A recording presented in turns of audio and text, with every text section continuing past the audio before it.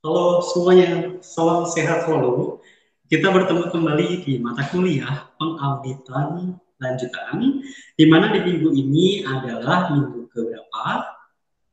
Oh ya, minggu ke-13. Oke, di minggu ke-13 ini kita akan coba melanjutkan, meskipun ini bukan sebagai bahan daripada ujian akhir semester, tapi ini sebagai pengayaan, di mana di pertemuan minggu ke-13 ini sesuai dengan RPS, ya RPS kita itu minggu ke-12 13 itu kita sudah sampai ke bab 4 dan bab 5. Coba Bapak akan jelaskan sekilas terkait dengan bab 4 dan bab 5. Oke, pada dasarnya di bab 4 itu poinnya adalah terkait dengan hasil dan pembahasan, di mana poin-poinnya adalah gambaran umum, kemudian pengujian SPSS, ujian SPSS nanti Bapak sampaikan di minggu depan, pertemuan ke-14 ya, pertemuan terakhir sebelum ujian akhir semester.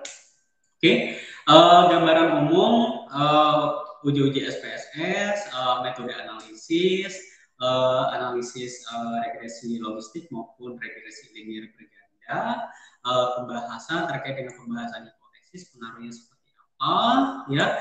Di mata kuliah metodologi penelitian juga kalian sudah belajar pastinya terkait dengan pengaruh hipotesis dan analisis data, gitu ya. Dan yang terakhir adalah bab 5 terkait dengan penutup. Penutup ini isinya adalah kesimpulan, keterbatasan, dan saran. Oke. Kita langsung saja masuk ke bab 4. Oke. Bab 4 ya.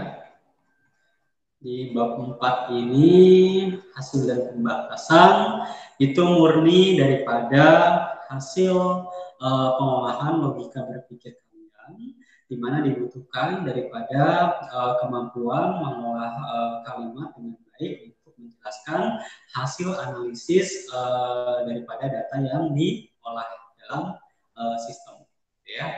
Nah ini dia ya hasil dan pembahasan. Pada dasarnya kalian jelaskan dulu populasi yang digunakan, itu populasinya perusahaan apa. Terus juga dengan menggunakan metode proposi sampling yang sudah ditetapkan di bab 3, kalian mendapatkan berapa sampel perusahaan.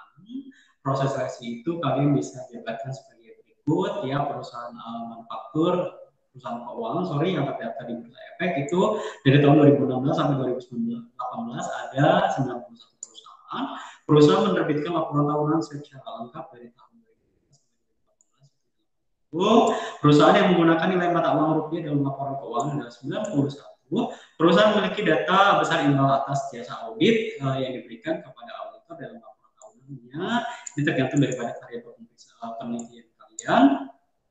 Berikutnya, perusahaan yang memiliki data lengkap dalam laporan tahunan yang dibutuhkan dalam penelitian itu 38, sehingga jumlah perusahaan sampel adalah 38 dikali dengan tahun pengamatan 3 tahun, nilainya adalah 114, gitu ya.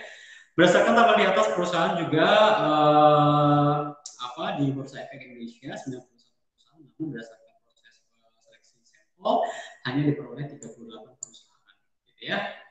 Oke, untuk skripsi diharapkan memang datanya harus lebih banyak karena khawatir ada data outlier. Data outlier itu kan bisa mengurangi data penelitian kalian, gitu ya. Nah, kalian tampilkan juga sampel perusahaan yang kalian dapatkan, 38 itu perusahaan apa saja. Oke. Terus kalian jelaskan terkait dengan pengujian asumsi klasik, ada normalitas, multipolinitas, heteroskedastisitas, dan autokorelasi. Kalian jelaskan, terus juga kalian interpretasi hasil daripada olah data SPSS kalian jelaskan ya hasilnya seperti apa. Terus metode analisis yang kalian gunakan juga kalian harus jelaskan ya. Kalian harus pelajari buku metodologi secara mendalam ya. Uji kelayakan model regresi kalian juga jelaskan yang digunakan itu seperti apa, apakah regresi logistik maupun regresi linear berganda. Terus koefisien determinasi itu biasanya untuk mengukur daripada tingkat kekuatan variabel X dalam mempengaruhi variabel Y. Kira-kira berapa persenkah pengaruhnya itu bisa dilihat daripada koefisien determinasi. Kalau saya yang uji regresi linear berganda itu menggunakan adjusted R-square. Kalau seandainya untuk regresi logistik itu menggunakan Nagle-Krens R-square. Itu hampir sama sih ya. Hanya bedanya kalau seandainya Nagle-Krens itu untuk regresi logistik, kalau adjusted R-square itu untuk regresi linear berganda. Ya. Nah, ini analisis regresi logistik, baik regresi logistik maupun linear berganda. Ada uji T biasanya, uji parsial. Uji parsial kalian lihat di sini, kalau misalnya signifikansinya itu di bawah 5%, berarti hipotesis kalian diterima berpengaruh. Jadi signifikannya ini ya pengaruhnya positif atau negatif dari betanya. Nah, hasil daripada analisis SPSS ya kalian coba kritisi hasilnya seperti apa, dan kalau seandainya hipotesis kalian diterima, kira-kira mendukung penelitian siapa. Kalau seandainya menolak, itu berarti bertentangan dengan penelitian siapa dan mendukung penelitian siapa. Kalian harus jelaskan ya. Oke, ini penjelasan hipotesisnya. Hipotesis pertama diterima atau tidak ya. Kalau saya diterima itu kenapa, kalau saya ditolak itu alasannya seperti apa. Kalian bisa tuangkan kerangka logika berpikir kalian ke dalam tulisan kalian di bab 4 ini. Karena pada dasarnya bab 4 ini hasil pembahasan itu murni punya kalian sendiri, dan kontribusi besar dalam peneliti adalah di bab 4 gitu ya. Nah, ini pembahasannya ya, pengaruh masing-masing kalian jelaskan, alasannya seperti apa, sejalan dengan penelitian siapa, menolak penelitian siapa ya. Oke, itu saja gambaran singkat terkait dengan bab 4. Oke, minggu berikutnya, minggu ke-14 kita akan melanjutkan di pembahasan terkait dengan bab 5, terkait dengan kesimpulan. Oke, terima kasih atas perhatiannya dan sampai jumpa kembali di pertemuan minggu berikutnya. Oke, salam sehat selalu dan terima kasih.